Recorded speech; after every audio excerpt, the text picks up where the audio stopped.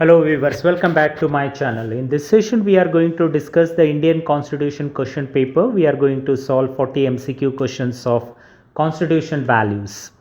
ಈ ಒಂದು ಪ್ರಶ್ನೆ ಪತ್ರಿಕೆಯಲ್ಲಿ ಬಹು ಆಯ್ಕೆಯ ಉತ್ತರಗಳನ್ನು ನಾವು ಕಂಡುಹಿಡಿಯೋಣ. 40 ಬಹು ಆಯ್ಕೆ ಪ್ರಶ್ನೆಗಳು ಇವೆ. ಸೊ ಯಾವ ಉತ್ತರ ಸರಿ ಯಾವುದು ತಪ್ಪು ಅಂತ ನೋಡೋಣ. ಸೊ BA-BCom ಮೊದಲನೇ semester SCP degree examination question paper ಆಗಿದೆ. ಫೆಬ್ರವರಿ 2025ರಲ್ಲಿ ಈ ಎಕ್ಸಾಮನ್ನು ಕಂಡಕ್ಟ್ ಮಾಡಲಾಗಿದೆ ಬೀದರ್ ಯೂನಿವರ್ಸಿಟಿ ಬೀದರ್ ವತಿಯಿಂದ.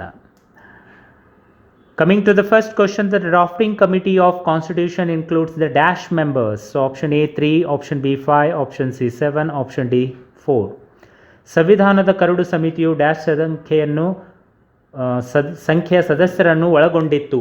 ಸೊ 3, 5, 7, 4 ಎಷ್ಟು ಸದಸ್ಯರನ್ನು ಒಳಗೊಂಡಿತ್ತು ಅಂತ ಪ್ರಶ್ನೆ ಇದೆ. ಸೊ ಇಲ್ಲಿ 7 ಸರಿಯಾಗಿರ್ತಕ್ಕಂಥ ಆನ್ಸರ್ ಇದೆ. So 7 is the right answer because drafting committee consisted 7 members including one chairman. Dr. B.R. Ambedkar is the chairman of the committee. Other 6 are the members like Alladi Krishnaswamy Iyer, N. Gopal Swamy Iyengar, K.M. Munshi, Syed Muhammad Sadullah, B.L. Mittar, D.P. Khaitan. So these were the 6 members and one chairman, Dr. B.R. Ambedkar. So 7 members are included in the drafting committee. So right answer is option C. Question number 2, dash is the president of Constituent Assembly. Who is the president of Constituent Assembly? Dr. Babu Rajendra Prasad, Dr. Sachidanand Sinha, Dr. B.R. Ambedkar, Dr. Sarojini Naidu. ಭಾರತ ಸಂವಿಧಾನ ರಚನಾ ಸಭೆಯ ಅಧ್ಯಕ್ಷರು dash ಆಗಿದ್ದರು. So ಇದರಲ್ಲಿ ಮೊದಲನೇ option doctor Babu Rajendra Prasad ಅವರು ಭಾರತ ಸಂವಿಧಾನ ಸಭೆಯ ಅಂದರೆ ಭಾರತ ಸಂವಿಧಾನ ರಚನಾ ಸಭೆಯ ಅಧ್ಯಕ್ಷರಾಗಿದ್ದರು. So right answer is doctor Babu Rajendra Prasad is the president of constituent assembly. He was also the first president of India, served from 1950 to 1962. And he is also the prominent leader of Indian National Congress, and he also involved in the independence movement and also worked with the Mahatma Gandhi and other leaders. Coming to question number 3, dash is the period taken to form the Constitution of India. Option A 1 year, option 2 2 years 8 months, option C 2 years, option D 2 years 11 months 18 days. Bharat ಸಂವಿಧಾನ ರಚನೆಗೆ ತೆಗೆದುಕೊಂಡ ಸಮಯ ಎಷ್ಟು ಅಂತ ಪ್ರಶ್ನೆ ಇದೆ. So ಎಷ್ಟು ಸಮಯ ತೊಗೊಂಡ್ಬಿಟ್ಟು ಈ ಒಂದು ಭಾರತ ಸಂವಿಧಾನವನ್ನು ರಚನೆ ಮಾಡಲಾಯಿತು ಅಂತ ಪ್ರಶ್ನೆ ಇದೆ. We all know that the Constitution of India came into force on 26th January 1950. The process took 2 years 11 months 18 days to complete. So the right answer is option D 2 years 11 months 18 days. 2 ವರ್ಷ 11 ತಿಂಗಳು 18 ದಿನಗಳು ಈ ಒಂದು ಸಂವಿಧಾನ ರಚನೆಗೆ ತೆಗೆದುಕೊಂಡ ಸಮಯವಾಗಿದೆ. Question number 4, dash is the president of drafting committee of Indian Constitution. Dr. Babu Rajendra Prasad, K.M. Munshi, Dr. B.R. Ambedkar, Dr. Pandit Nehru. Curd ಸಮಿತಿಯ ಅಧ್ಯಕ್ಷರು ಯಾರು? ಆಲ್ರೆಡಿ ನಾವು ಮೊದಲನೇ ಪ್ರಶ್ನೆಯಲ್ಲಿ ಕೂಡ ನಾವು ಡಿಸ್ಕಸ್ ಮಾಡಿದ್ದೇವೆ. ಸೊ ಎಷ್ಟು ಸದಸ್ಯರಿದ್ದರು ಅಂತಂದರೆ 7 ಸದಸ್ಯರಾಗಿದ್ದರು. ಅದರಲ್ಲಿ KM ಮುನ್ಷಿ ಅವರು ಮೆಂಬರ್ ಆಗಿದ್ದರು. ಆದರೆ ಡಾಕ್ಟರ್ B.R. ಅಂಬೇಡ್ಕರ್ ಅವರು ಈ ಡ್ರಾಫ್ಟಿಂಗ್ ಕಮಿಟಿಯ ಅಧ್ಯಕ್ಷರಾಗಿದ್ದರು. So option C is the right answer, doctor B.R. Ambedkar. Question number 5, Constitution of India came into existence on. ಸುಲಭವಾಗಿರ್ತಕ್ಕಂಥ ಒಂದು ಪ್ರಶ್ನೆ ಇದೆ. ಸೊ 26th January 1950 ಭಾರತ ಸಂವಿಧಾನ ಅನುಷ್ಠಾನಕ್ಕೆ ಬಂದಿದ್ದು ಯಾವಾಗ ಅಂತಂದರೆ 26ನೇ ಜನವರಿ 1950ರಲ್ಲಿ. 26ನೇ ಜನವರಿ 1950ರಲ್ಲಿ ಈ ಒಂದು ಭಾರತ ಸಂವಿಧಾನವನ್ನು ಅನುಷ್ಠಾನ ಮಾಡಲಾಯಿತು. Question number 6, the original Constitution of India consisted of dash articles. ಮೂಲ ಸಂವಿಧಾನವು ಡ್ಯಾಶ್ ಕಾಲಮ್ಗಳು ಹೊಂದಿದೆ. 448, 395, 300, 450. ಸೊ ಎಷ್ಟು ಕಾಲಮ್ಗಳು ಹೊಂದಿದೆ ಮೂಲಭೂತ ಸಂವಿಧಾನವು? The original constitution consisted 395 articles, 22 parts and 8 schedules. So right answer is option B, 395. Question number 7. Right to freedom is related to these articles. Option A, 12 to 18. Option B, 22 to 25. Option C, 19 to 22. Option D, 31 to 32. ಸ್ವಾತಂತ್ರ್ಯದ ಹಕ್ಕು ಈ ಕಾಲಮ್ಗಳಿಗೆ ಸಂಬಂಧಿಸಿವೆ. ಯಾವ ಕಾಲಮ್ಗೆ ಸಂಬಂಧಿಸಿದೆ ಅಂತ ಇಲ್ಲಿ ಪ್ರಶ್ನೆ ಕೇಳಿದ್ದಾರೆ. ಸೊ ಯಾವುದೇ ಒಂದು ಪ್ರಜೆ ಈ ದೇಶದಲ್ಲಿ ಇರಬೇಕು ಅಂತಂದರೆ ಅವರಿಗೆ ಕೆಲವೊಂದು ಹಕ್ಕುಗಳನ್ನು ಕೊಟ್ಟಿದ್ದಾರೆ, ಮೂಲಭೂತ ಸ್ವಾತಂತ್ರ್ಯದ ಹಕ್ಕುಗಳನ್ನು ಕೊಟ್ಟಿದ್ದಾರೆ. ಮೂಲಭೂತ ಹಕ್ಕುಗಳು, ಅದರಲ್ಲಿ ಸ್ವಾತಂತ್ರ್ಯದ ಹಕ್ಕು ಕೂಡ ಇದೆ. ಸೊ ಸ್ವಾತಂತ್ರ್ಯದ ಹಕ್ಕು ಯಾವ ಕಾಲಮ್ಗಳಿಗೆ ಸಂಬಂಧಿಸಿದೆ ಅಂತ ಪ್ರಶ್ನೆ ಇದೆ. ಸೊ ಕಾಲಮ್ ನಂಬರ್ 19, 20, 21 ಎ ಮತ್ತು 22 ರಲ್ಲಿ ಸ್ವಾತಂತ್ರ್ಯದ ಹಕ್ಕುಗಳ ಬಗ್ಗೆ ಉಲ್ಲೇಖ ಇದೆ. ಸೊ ಈ ಕಾಲಮ್ಗಳು ಈ ಸ್ವಾತಂತ್ರ್ಯದ ಹಕ್ಕಿಗೆ ಸಂಬಂಧಿಸಿವೆ. ಸೊ ಆಪ್ಷನ್ ಸಿ ಸರಿಯಾಗಿರ್ತಕ್ಕಂಥ ಒಂದು ಆಯ್ಕೆ ಆಗಿದೆ. Right to freedom is related to these articles, that is 19 to 22. So 19, 20, 21A, 22 of the Indian constitution are given the right to freedom, guarantee to freedom for the citizen to live a life of dignity among other things. Question number 8. The dash institution has the power to issue the writs. Judicial tribunals, district courts, supreme courts, administrative courts. ಅತ್ಯಾದೇಶ ಹೊರಡಿಸುವ ಅಧಿಕಾರ ಯಾವ ಸಂಸ್ಥೆಗೆ ಇದೆ? ನ್ಯಾಯ ಮಂಡಳಿಗಳು ಹೊರಡಿಸಬಹುದಾ, ಜಿಲ್ಲಾ ನ್ಯಾಯಾಲಯಗಳು ಅಥವಾ ಸರ್ವೋಚ್ಚ ನ್ಯಾಯಾಲಯ ಅಥವಾ ಆಡಳಿತಾತ್ಮಕ ನ್ಯಾಯಾಲಯ? ಸೊ ಸರಿಯಾಗಿರ್ತಕ್ಕಂಥ ಒಂದು ಆಯ್ಕೆ ಯಾವುದು ಅಂತಂದರೆ ಸರ್ವೋಚ್ಚ ನ್ಯಾಯಾಲಯ. ಅಧ್ಯಾದೇಶ ಹೊರಡಿಸುವ ಅಧಿಕಾರವನ್ನು ಸರ್ವೋಚ್ಚ ನ್ಯಾಯಾಲಯ ಹೊಂದಿದೆ. Writs are issued by the Supreme Court under Article 32 of the Constitution of India. Next question, question number 9. Now there are dash fundamental duties for every citizen of India. ಪ್ರಸ್ತುತ ಭಾರತದ ನಾಗರಿಕರು ಡ್ಯಾಶ್ ಮೂಲಭೂತ ಕರ್ತವ್ಯಗಳನ್ನು ನಿರ್ವಹಿಸಬೇಕಾಗುತ್ತದೆ.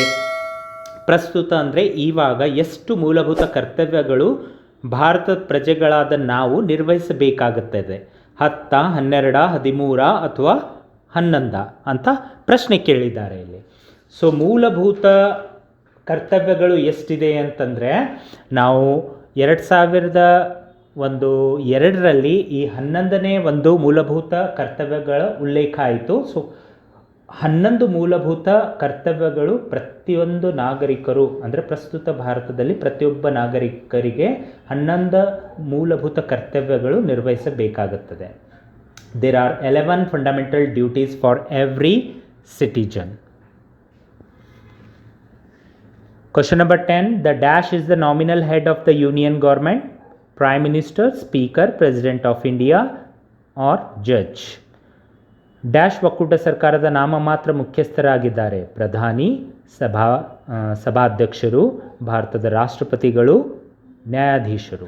ಯಾರು ನಾಮಮಾತ್ರ ಮುಖ್ಯಸ್ಥರಾಗಿದ್ದಾರೆ? ನಾಮಮಾತ್ರ ಮುಖ್ಯಸ್ಥರು ಅಂದಾಗ ನಾವು ಭಾರತದ ರಾಷ್ಟ್ರಪತಿಗಳು ಮೊದಲನೇ ಪ್ರಜೆ ಆಗಿದ್ದರೂ ಕೂಡ ಅವರು ಕೆಲವೊಂದು ನಿರ್ದಿಷ್ಟವಾಗಿರ್ತಕ್ಕಂಥ ಹಕ್ಕನ್ನು ಹೊಂದಿದ್ದಾರೆ. ಸೊ ಅದಕ್ಕೋಸ್ಕರ ಸರ್ಕಾರದ ನಾಮಮಾತ್ರ ಮುಖ್ಯಸ್ಥರು ಯಾರು ಅಂತಂದರೆ ಭಾರತದ ರಾಷ್ಟ್ರಪತಿಗಳು. The president of India is the nominal head of the union government. The president has a power, they are limited. These power can be put into practice only if the prime minister and the council of ministers advise him to do so. So the right answer is option C, the president of India. The next question, question number 11. Dash has issuing power of ordinance when there are no parliament session. Vice president, president of India, prime minister or speaker. ಸಂಸತ್ತು ಅಧಿವೇಶನದಲ್ಲಿ ಇರದಿದ್ದಾಗ dash ಅವರು ಸುಗ್ರೀವಾಜ್ಞೆ ಹೊರಡಿಸುವ ಅಧಿಕಾರ ಹೊಂದಿದ್ದಾರೆ. ಉಪರಾಷ್ಟ್ರಪತಿಗಳ, ಭಾರತದ ರಾಷ್ಟ್ರಪತಿಗಳು, ಪ್ರಧಾನಿ ಅಥವಾ ಸಭಾಧ್ಯಕ್ಷರು. ಯಾವಾಗ ಈ ಅಧಿವೇಶನ ನಡೆಯಂಗಿಲ್ವೋ ಆ ಸಮಯದಲ್ಲಿ ಸುಗ್ರೀವಾಜ್ಞೆಯನ್ನು ಹೊರಡಿಸುವ ಅಧಿಕಾರವು ಭಾರತದ ರಾಷ್ಟ್ರಪತಿಗಳ ಹತ್ರ ಇರುತ್ತೆ. ಸೊ ಭಾರತದ ರಾಷ್ಟ್ರಪತಿಗಳು ಏನು ಮಾಡ್ಬೋದು ಅಂತಂದರೆ ಈ ಸುಗ್ರೀವಾಜ್ಞೆಯನ್ನು ಹೊರಡಿಸಬಹುದು. The president can issue an ordinance when one of the house of the parliament is not in session. The right answer is option B. Question number 12. Dash is the strength of Indian Parliament. ಸಂಸತ್ತಿನ ಒಟ್ಟು ಸದಸ್ಯರ ಸಂಖ್ಯೆ, ಇಲ್ಲಿ ಲೋಕಸಭೆ ಅಥವಾ ರಾಜ್ಯಸಭೆ ಅಂತ ಕೇಳಿಲ್ಲ, ಇಡೀ ಒಂದು ಸಂಸತ್ತಿನ ಒಟ್ಟು ಸದಸ್ಯರ ಸಂಖ್ಯೆ ಎಷ್ಟು ಅಂತ ಕೇಳಿದ್ದಾರೆ. ಒಂದು ವೇಳೆ ಲೋಕಸಭೆ ಅಂತ ಕೇಳ್ತಾ ಇದ್ರು ಅಂತಂದರೆ option A 545 is the right answer for Lok Sabha. Because the Lok Sabha has 545 strength, because 543 are elected and 2 are nominated by the president. So total strength is 545 for Lok Sabha and 250 for the Rajya Sabha. 238 are elected and 12 are appointed for Rajya Sabha. So 250 for the Rajya Sabha. So 224, this number I guess related to Karnataka Assembly. This is also not a right answer. So option D 795. So if you add 545 and 250, so 795 is the total strength of Indian Parliament. ಸಂಸತ್ತಿನ ಒಟ್ಟು ಸದಸ್ಯರ ಸಂಖ್ಯೆ ಎಷ್ಟು ಅಂದಾಗ 795 ಆಗುತ್ತೆ. So ಒಂದು ವೇಳೆ ಲೋಕಸಭೆ ಕೇಳಿದರೆ 545 ಆಗುತ್ತೆ, ರಾಜ್ಯಸಭೆ ಕೇಳಿದರೆ 250 ಆಗುತ್ತೆ.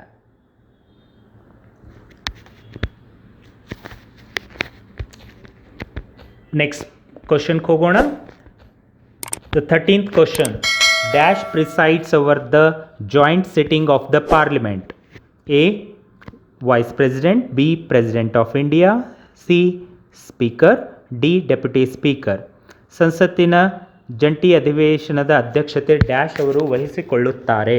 ಉಪರಾಷ್ಟ್ರಪತಿಗಳ, ರಾಷ್ಟ್ರಪತಿಗಳು ಅಥವಾ ಸಭಾಧ್ಯಕ್ಷರು, ಉಪಸಭಾಧ್ಯಕ್ಷರು.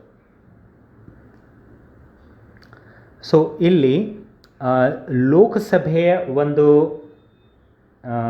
ಸಭಾಧ್ಯಕ್ಷರು ಏನಿರ್ತಾರೆ ಅವ್ರೇನು ಮಾಡ್ತಾರೆ ಅಂತಂದರೆ ಈ ಜಂಟಿ ಅಧಿವೇಶನದ ಅಧ್ಯಕ್ಷತೆಯನ್ನು ವಹಿಸುತ್ತಾರೆ. ಸೊ ಆಪ್ಷನ್ ಸಿ ಏನಿದೆ ಸಭಾಧ್ಯಕ್ಷರು, ಅದು ಸೂಕ್ತವಾಗಿರ್ತಕ್ಕಂಥ ಒಂದು ಆಯ್ಕೆ ಆಗಿದೆ. The right answer is the speaker presides over the joint sitting of the parliament. So the speaker is from the Lok Sabha. Lok Sabha speaker presides over the joint sitting of the parliament of India. Question number 14. Elected members of Rajya Sabha are dash. Option A 545, option B 238, option C 12, option D 250. ರಾಜ್ಯಸಭೆಯ ಚುನಾಯಿತ ಸದಸ್ಯರ ಸಂಖ್ಯೆ ಎಷ್ಟು ಅಂತ ಕೇಳಿದ್ದಾರೆ. So ಚುನಾಯಿತ ಸದಸ್ಯರ ಸಂಖ್ಯೆ ಅಂದಾಗ ಇವಾಗ ತಾನೇ ನಾನು ಹೇಳಿದ್ದೆ ಒಟ್ಟು ಸಂಸತ್ತಿನ ಸಂಖ್ಯೆ ಎಷ್ಟು ಅಂದಾಗ ನಾವು 795 ಅಂತ ಹೇಳ್ತೇವೆ. ರಾಜ್ಯಸಭೆಗೆ ಬಂದಾಗ 250 ಅಂತ ಹೇಳ್ತೇವೆ. ಸೊ ಇಲ್ಲಿ ಆಪ್ಷನ್ ಡಿ 250 ಕೂಡ ಇದೆ, 238 ಇದೆ, ಚುನಾಯಿತರು ಅಂತ ಬರುತ್ತೆ. ಅದಾದ ನಂತರ ನಾಮನಿರ್ದೇಶಿತರು ಅಂತ ಬರುತ್ತೆ. 12 ಸದಸ್ಯರನ್ನು ರಾಷ್ಟ್ರಪತಿಗಳು ನಾಮನಿರ್ದೇಶನ ಮಾಡುತ್ತಾರೆ. So 545 is the strength of the Lok Sabha. So the right answer is option B 238, because 238 elected members for the Rajya Sabha and 12 are appointed by the President of India. So the right answer is option B 238. Question number 15. The dash elects the Vice President of India. A. Members of both houses of Parliament. B. Member of Vidhan Sabha. C. Member of Lok Sabha. D member of Rajya Sabha. ಉಪರಾಷ್ಟ್ರಪತಿಗಳನ್ನು dash ಆಯ್ಕೆ ಮಾಡುತ್ತಾರೆ. So ಉಪರಾಷ್ಟ್ರಪತಿಯನ್ನು ಯಾರು ಆಯ್ಕೆ ಮಾಡುತ್ತಾರೆ ಅಂತ ಪ್ರಶ್ನೆ ಕೊಟ್ಟಿದ್ದಾರೆ. So ಇಲ್ಲಿ ಸಂಸತ್ತಿನ ಉಭಯ ಸದನದ ಸದಸ್ಯರು ಅಂತ ಏನು ಆಪ್ಷನ್ ಎ ಇದೆ ಅದು ಸೂಕ್ತವಾಗಿರ್ತಕ್ಕಂಥ ಒಂದು ಆಯ್ಕೆ ಆಗಿದೆ. So member of both the houses of parliament elects the vice president of India. So both the members of Lok Sabha and Rajya Sabha elects the Vice President of India. Question number 16. The retirement age for Supreme Court judges in India dash 65, 60, 58, 70. ಸರ್ವೋಚ್ಚ ನ್ಯಾಯಾಲಯದ ನ್ಯಾಯಾಧೀಶರ ನಿವೃತ್ತಿ ವಯಸ್ಸು ಎಷ್ಟಿದೆ? 65, 60, 58 ಅಥವಾ 70? ಈ ಒಂದು ಪ್ರಶ್ನೆಯ ಸೂಕ್ತವಾಗಿರ್ತಕ್ಕಂಥ ಆಯ್ಕೆ 65 ಇದೆ. The 65 is the retirement age for supreme court judge in India on 28th of January 1950, 2 days after become a democratic republic. The Supreme Court came into being.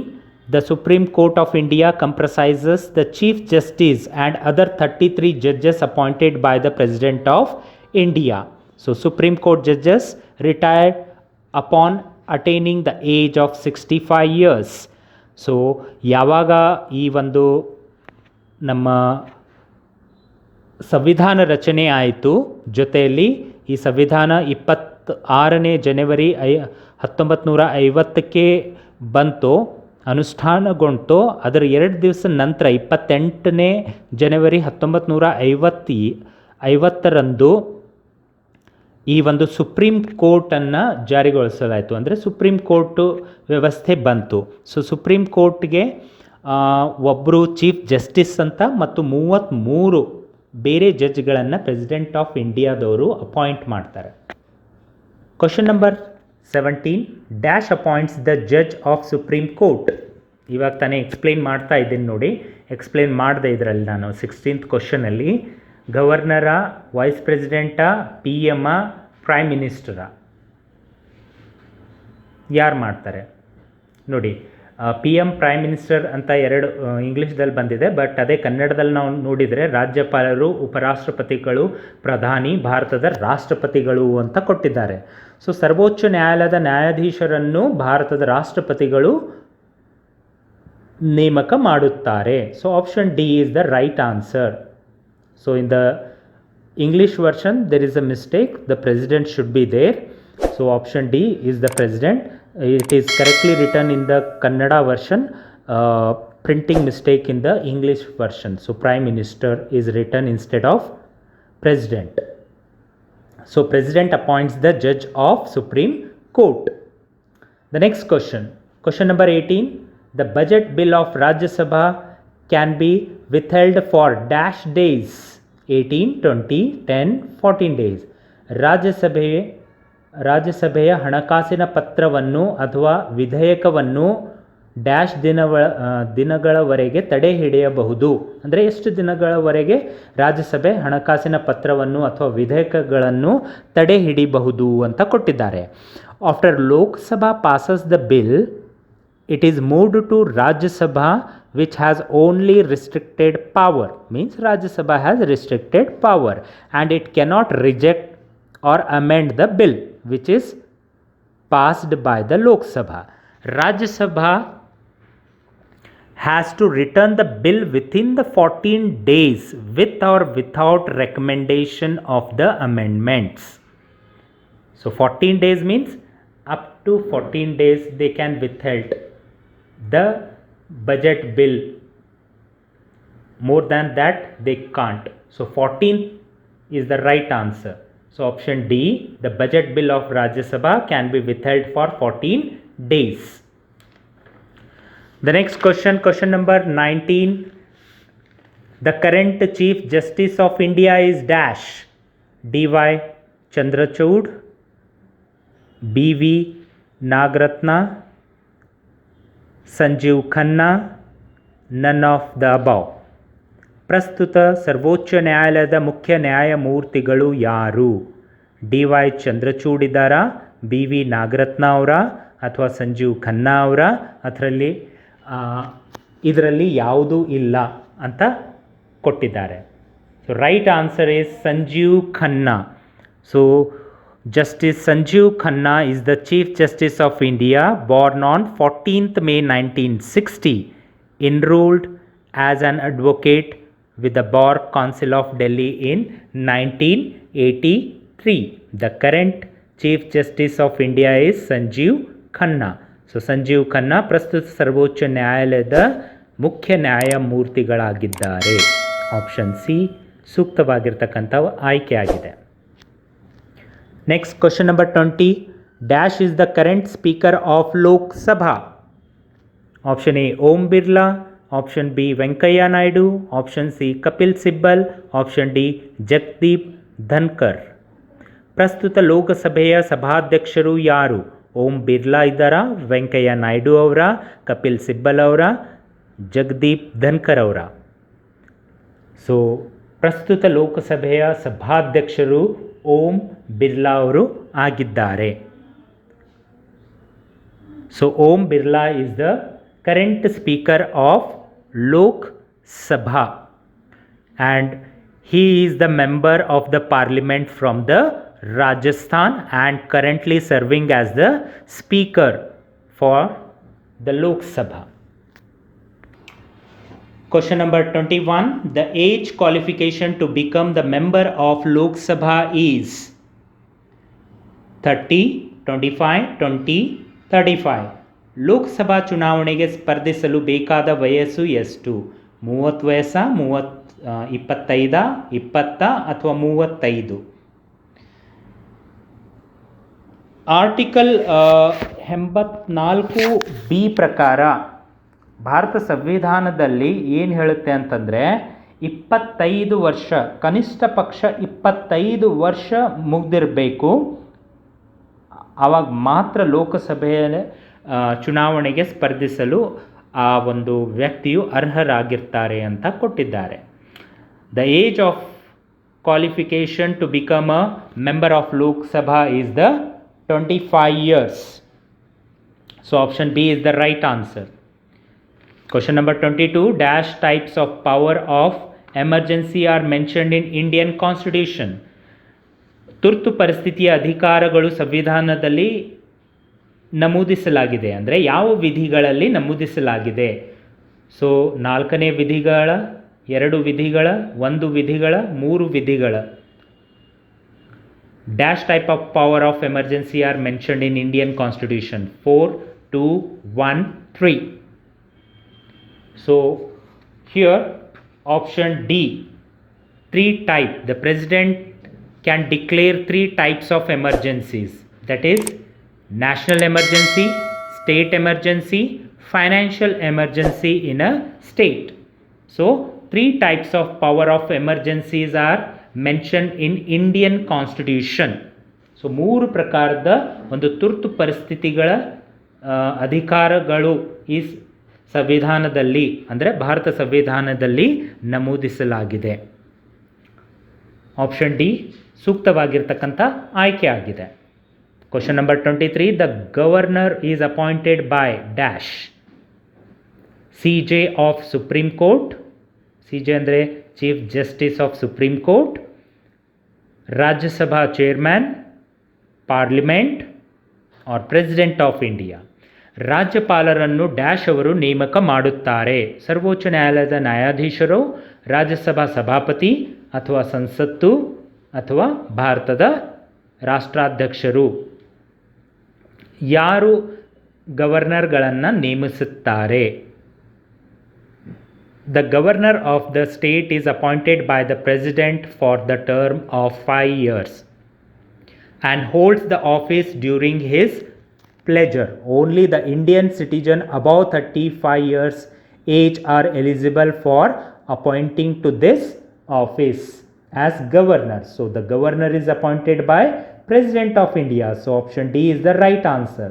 So ರಾಜ್ಯಪಾಲರನ್ನು ಭಾರತದ ರಾಷ್ಟ್ರಾಧ್ಯಕ್ಷರು ಅಥವಾ ರಾಷ್ಟ್ರಪತಿಯವರು ನೇಮಕ ಮಾಡುತ್ತಾರೆ. ಸೊ ಆಪ್ಷನ್ ಡಿ ಸೂಕ್ತವಾಗಿರ್ತಕ್ಕಂತಹ ಆಯ್ಕೆ ಆಗಿದೆ.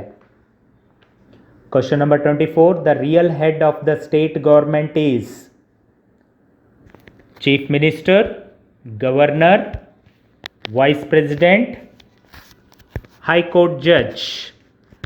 ರಾಜ್ಯ ಸರ್ಕಾರದ ನಿಜವಾದ ಮುಖ್ಯಸ್ಥರು ಡ್ಯಾಶ್ ಮುಖ್ಯಮಂತ್ರಿನ, ರಾಜ್ಯಪಾಲರು, ಉಪರಾಷ್ಟ್ರಪತಿಗಳು ಅಥವಾ ಶ್ರೇಷ್ಠ ನ್ಯಾಯಾಲಯದ ನ್ಯಾಯಾಧೀಶರು. ಇದರಲ್ಲಿ ಸೂಕ್ತವಾಗಿರ್ತಕ್ಕಂಥ ಆಯ್ಕೆ ಆಪ್ಷನ್ ಎ, ಚೀಫ್ ಮಿನಿಸ್ಟರ್. ಯಾಕಂದರೆ ರಾಜ್ಯ ಸರ್ಕಾರದ ನಿಜವಾದ ಮುಖ್ಯಸ್ಥರು ಅಂತ ಕೇಳಿದ್ದಾರೆ. ಸೊ ಇಲ್ಲಿ ಭಾಳಷ್ಟು ಕನ್ಫ್ಯೂಷನ್ ಆಗುತ್ತೆ, ಚೀಫ್ ಮಿನಿಸ್ಟರಾ ಅಥವಾ ರಾಜ್ಯಪಾಲರ ಅಂತ. ಯಾಕಂದರೆ ಇವರಿಬ್ಬರು ರಾಜ್ಯ ಸರ್ಕಾರಕ್ಕೆ ಸಂಬಂಧಪಟ್ಟಿರ್ತಕ್ಕಂಥ ವ್ಯಕ್ತಿಗಳಾಗಿರ್ತಾರೆ. The real head of the state government is, we get confuse whether it is chief minister or governor. The real head of the state government in India, while the governor is the constitutional head. So the chief minister leads the council of member which is responsible to the state elected legislative assembly. The governor is executive head of the state and is appointed by the president of India, and the chief minister is the head of council of ministers which advise the governor on how to exercise their power. Right? So here the governor is the real head of the state government. ರಾಜ್ಯ ಸರ್ಕಾರದ ನಿಜವಾದ ಮುಖ್ಯಸ್ಥರು ಯಾರು ಅಂತಂದರೆ ರಾಜ್ಯಪಾಲರು ಅಂತ ನಾವು ಹೇಳುತ್ತೇವೆ. So option B is the right answer. Next question number 25. Upper house of state legislature is dash ವಿಧಾನಸಭಾ, ವಿಧಾನ ಪರಿಷತ್, ಪಾರ್ಲಿಮೆಂಟ್, ರಾಜ್ಯಸಭಾ. ರಾಜ್ಯ ಶಾಸಕಾಂಗದ ಮೇಲ್ಮನೆ ಡ್ಯಾಶ್ ವಿಧಾನಸಭೆನ, ವಿಧಾನ ಪರಿಷತ್ನ, ಸಂಸತ್ವ ಅಥವಾ ರಾಜ್ಯಸಭೆನ. ಸೊ ವಿಧಾನ ಪರಿಷತ್ತು ರಾಜ್ಯ ಶಾಸಕಾಂಗದ ಮೇಲ್ಮನೆ ಆಗಿರುತ್ತದೆ. So Vidhana Parishat is the upper house of the state legislature. So option B is the right answer. Coming to question number 26. Dash is the number of Vidhan Sabha members of Karnataka: 230, 545, 75, 224. Karnataka ವಿಧಾನಸಭಾದ ಸದಸ್ಯರ ಸಂಖ್ಯೆ ಎಷ್ಟು ಅಂತ ಪ್ರಶ್ನೆ ಕೇಳಿದ್ದಾರೆ. ಸೊ ಸೂಕ್ತವಾಗಿರ್ತಕ್ಕಂಥ ಆಯ್ಕೆ 224 ಸದಸ್ಯರು. ಕರ್ನಾಟಕ ವಿಧಾನಸಭೆಯ ಸದಸ್ಯರ ಸಂಖ್ಯೆ 224. So 224 members of the Legislative Assembly MLAs are directly elected by the peoples through adult franchise. Karnataka is thus divided into 424 constituencies to elect the members to the assembly. Hence total strength of the Vidhan Sabha of the Karnataka is 224. That is the right answer. Question number 27. Dash is the government model in India: presidential model, dictatorship model, parliamentary model, communist model. ಭಾರತದಲ್ಲಿ ಸರ್ಕಾರ ಪದ್ಧತಿ dash ಮಾದರಿಯದಾಗಿದೆ: ಅಧ್ಯಕ್ಷೀಯ ಮಾದರಿ, ನಿರಂಕುಶ ಮಾದರಿ, ಸಂಸದೀಯ ಮಾದರಿ, ಸಮಾಜವಾದಿ ಮಾದರಿಯಾಗಿದೆ. So ಇದರಲ್ಲಿ ಸಂಸದೀಯ ಮಾದರಿಯ ಒಂದು ಸರ್ಕಾರದ ಪದ್ಧತಿ ನಮ್ಮ ಭಾರತದಲ್ಲಿದೆ. ಸೊ ಆಪ್ಷನ್ ಸಿ ಸೂಕ್ತವಾಗಿರ್ತಕ್ಕಂಥ ಆಯ್ಕೆ ಇದೆ. So parliamentary model is the government model in India. We have parliament, Lok Sabha and Rajya Sabha, and also we have Vidhana Sabha and Vidhana Parishat at a state level. So parliamentary model is the government model in India. So right option is option C. So coming to question number 28. High Court judge is appointed by dash: Governor, judges of Supreme Court, President of India, or is it the people of India? ಉಚ್ಚ ನ್ಯಾಯಾಲಯದ ನ್ಯಾಯಾಧೀಶರನ್ನು dash ಅವರಿಂದ ನೇಮಕವಾಗಿರ್ತಾರೆ. Already ಈ ಪ್ರಶ್ನೆ ಬಗ್ಗೆ ನಾವು discussion ಮಾಡಿದ್ದೇವೆ ಮೊದಲು ಕೂಡ. ಸೊ ಭಾಳ ಸುಲಭವಾಗಿರಬೇಕು. ಪ್ರೆಸಿಡೆಂಟ್ ಆಫ್ ಇಂಡಿಯಾ, ಹೈಕೋರ್ಟ್ ಜಡ್ಜ್ಗಳನ್ನು ನಾವು ನೋಡ್ತೇವೆ, ಸುಪ್ರೀಂ ಕೋರ್ಟ್ ಜಡ್ಜ್ಗಳನ್ನು ಕೂಡ ನಾವು ಪ್ರೆಸಿಡೆಂಟ್ ಆಫ್ ಇಂಡಿಯಾ, ಭಾರತದ ರಾಷ್ಟ್ರಪತಿಗಳು ನೇಮಕ ಮಾಡ್ತಾರೆ. ಉಚ್ಚ ನ್ಯಾಯಾಲಯದ ನ್ಯಾಯಾಧೀಶರನ್ನು ಕೂಡ ಭಾರತದ ರಾಷ್ಟ್ರಪತಿಗಳು ನಿಯುಕ್ತ ಮಾಡ್ತಾರೆ. The judges of high courts R appointed by president. The chief justice is appointed by the president after consultation with the chief justice of India. The governor of the state is concerned for the appointment of the other judges. The chief justice of the concerned high court is also consulted. So the president of India who appoints the high court judges. Question number 29. The term of members of Vidhan Parishad is dash 5, 7, 6 or none of the above. ವಿಧಾನ ಪರಿಷತ್ ಸದಸ್ಯರ ಅಧಿಕಾರಾವಧಿ 5 ವರ್ಷನ, 7 ವರ್ಷನ, 6 ವರ್ಷನ ಅಥವಾ ಈ ಮೇಲಿಂದ ಯಾವುದೂ ಅಲ್ಲ ಅಂತ ಇದೆ. ಸೂಕ್ತವಾಗಿರ್ತಕ್ಕಂಥ ಆಯ್ಕೆ 6. Option C is the right answer. The member of Vidhan Sabha serve the tenure of 5 years while the Vidhan Parishat member serve for 6 years. So 6 year is the right answer. Option C is the right one. Question number 30. According to dash article, the High Court gives remedy to the violation of fundamental rights. Article 14, Article 35, 226 article or 32nd article. Dash ವಿಧಿ ಪ್ರಕಾರ ನಾಗರಿಕರ ಮೂಲಭೂತ ಹಕ್ಕುಗಳ ಉಲ್ಲಂಘನೆ ರಾಜ್ಯ ಶ್ರೇಷ್ಠ ನ್ಯಾಯಾಲಯ ಪರಿಹಾರ ಒದಗಿಸುತ್ತದೆ. ಯಾವ ವಿಧಿಯಲ್ಲಿ? 14ನೇ ವಿಧಿ, 35ನೇ ವಿಧಿ, 226ನೇ ವಿಧಿ ಅಥವಾ 32ನೇ ವಿಧಿ.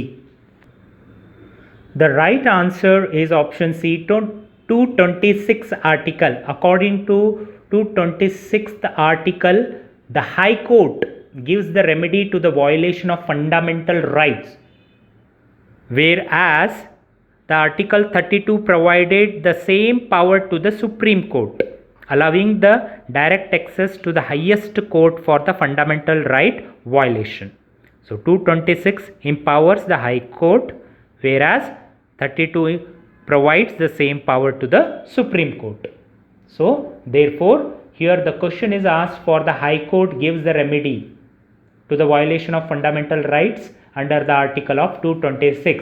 If the same question is given, if instead of High Court, if there is a Supreme Court, we could have been selected option D, 32 article, right? So for this question, the option C is the right answer. 226ನೇ ವಿಧಿಯ ಪ್ರಕಾರ ನಾಗರಿಕ ಮೂಲಭೂತ ಹಕ್ಕುಗಳ ಉಲ್ಲಂಘನೆಯು ರಾಜ್ಯ ಶ್ರೇಷ್ಠ ನ್ಯಾಯಾಲಯ ಪರಿಹಾರ ಒದಗಿಸುತ್ತದೆ. ಒಂದು ವೇಳೆ ಅದೇ ಸುಪ್ರೀಂ ಕೋರ್ಟ್ ಆಗಿದ್ದರೆ 32ನೇ ವಿಧಿ ಪ್ರಕಾರ ಅದು ನ್ಯಾಯಾಲಯ ಪರಿಹಾರ ಒದಗಿಸುತ್ತದೆ. Question number 31. Current chief minister of Karnataka is dash. Option A D K Shivakumar, option B Shri Siddaramaiah, option C B S Yediyurappa, option D Basavaraj Bommai. ಪ್ರಸ್ತುತ ಕರ್ನಾಟಕದ ಮುಖ್ಯಮಂತ್ರಿ ಡ್ಯಾಶ್ ಡಿ ಕೆ ಶಿವಕುಮಾರ್ ಅವರ, ಸಿದ್ದರಾಮಯ್ಯ ಅವರ, ಬಿ ಎಸ್ ಯಡಿಯೂರಪ್ಪ ಅವರ, ಬಸವರಾಜ ಬೊಮ್ಮಾಯಿ ಅವರ.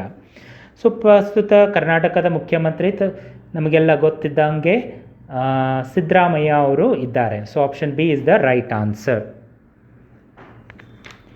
Question number 32. Dash is the first prime minister of independent India.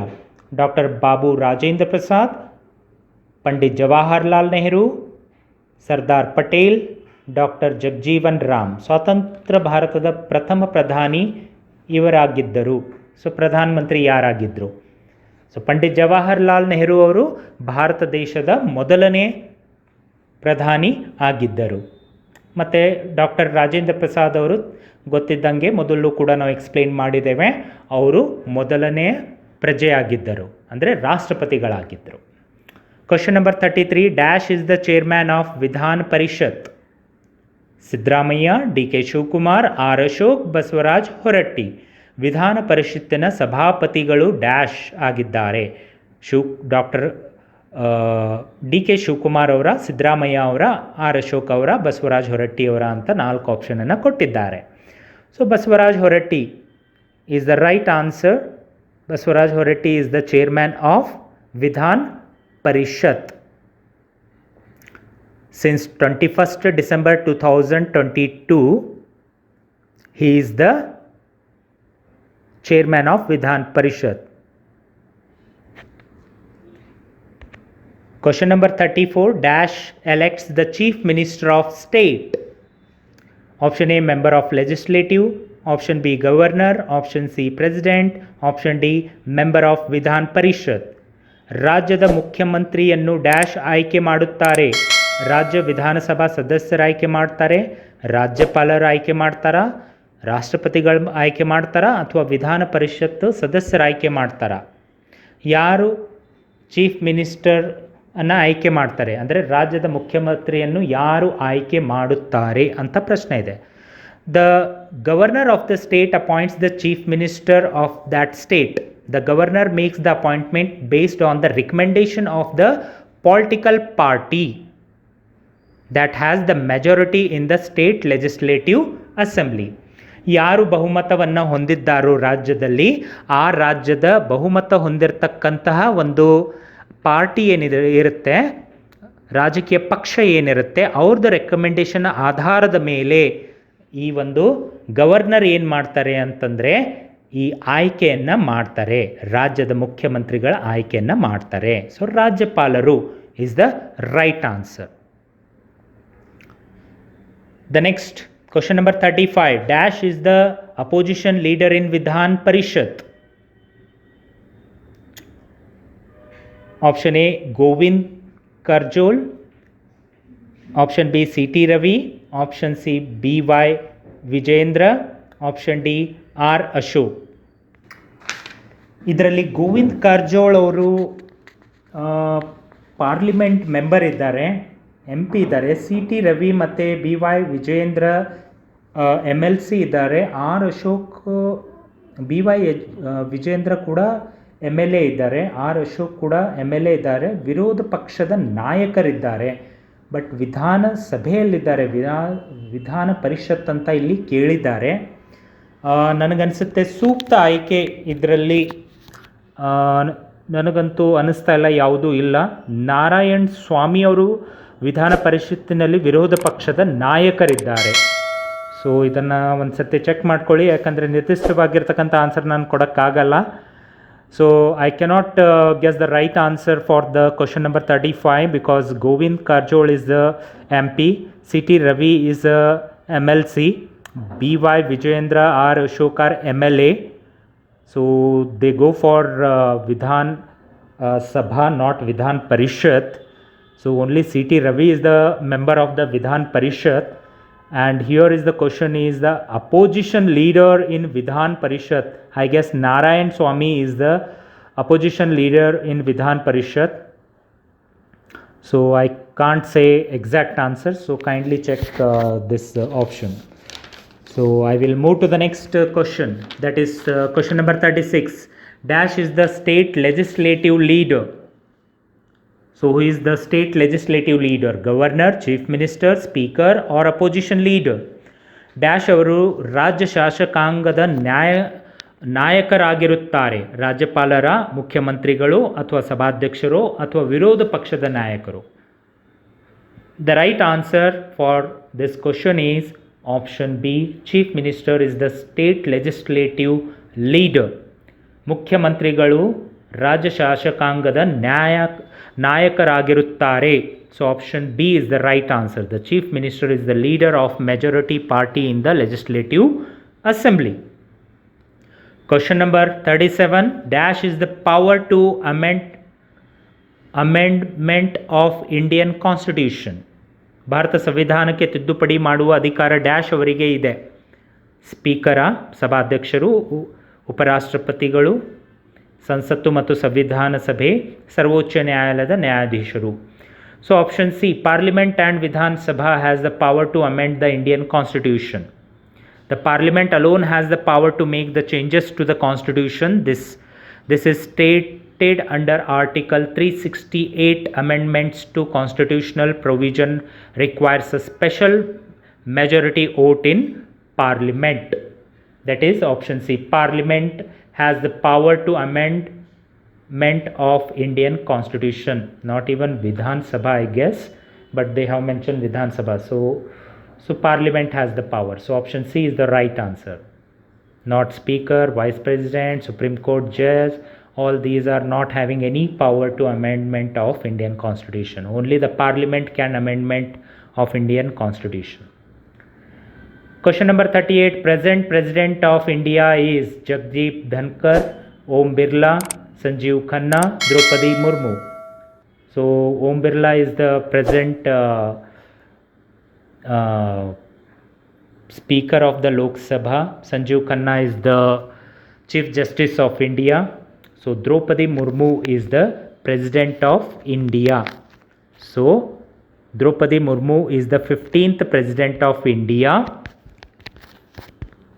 She sworn on 25th July 2022. Previously she was the Governor of Jharkhand from 2015 to 2021.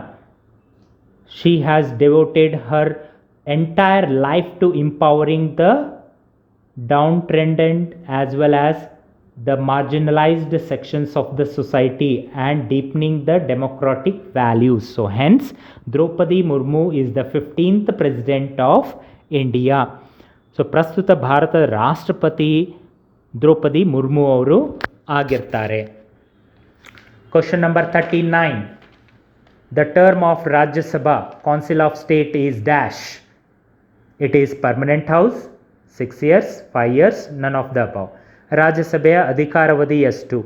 6 ವರ್ಷ ಅಧಿಕಾರಾವಧಿ ಇದೆ. Option B. The term of Rajya Sabha member is 6 years. Rajya Sabha is a permanent house of the Indian parliament and does not dissolve. That is 1/3 of the Rajya Sabha members retire every 2 years. New members are elected to replace those who retire. The Vice President of India is the ex officio chairman of Rajya Sabha. Rajya Sabha is the upper house of the Indian Parliament and the Lok Sabha is the lower house of Indian Parliament. So 6 ವರ್ಷ ಅಧಿಕಾರಾವಧಿ ರಾಜ್ಯಸಭೆಯ ಸದಸ್ಯರಿಗಿರುತ್ತೆ. ಪ್ರತಿ 2 ವರ್ಷಕ್ಕೆ ಈ ರಾಜ್ಯಸಭೆ ಒಂದು election ಆಗುತ್ತೆ. 1/3 majority ಏನಾಗುತ್ತೆ ಅಂತಂದರೆ ಪ್ರತಿ 2 ವರ್ಷಕ್ಕೆ ಅವರು ನಿವೃತ್ತಿ ಆಗ್ತಾರೆ. ಅವ್ರ ಸ್ಥಳದಲ್ಲಿ ಹೊಸ ಮೆಂಬರನ್ನು ನಿಯುಕ್ತಿ ಮಾಡಲಾಗುತ್ತೆ. ಮತ್ತು ಇದರದ chairman wise president of India ಇರ್ತಾರೆ. The last question, that is 40th question, is the number of Lok Sabha seats in Karnataka. How many seats Lok Sabha seats in Karnataka? So Karnataka ರಾಜ್ಯದಲ್ಲಿ ಲೋಕಸಭೆಗೆ ಇರುವ ಕ್ಷೇತ್ರಗಳು ಎಷ್ಟು ಅಥವಾ ಸದಸ್ಯರು ಎಷ್ಟು ಅಂತ ಪ್ರಶ್ನೆ ಇದೆ. So 28 is the answer for this question. So hope you understood all these MCQs of Indian Constitution. So this is helpful for the other undergraduate students also who will write their Indian Constitution paper in second semester, BSc, BCA, BBA, BSW students. So this video can help to all of you. So thank you for watching. Like, share and subscribe.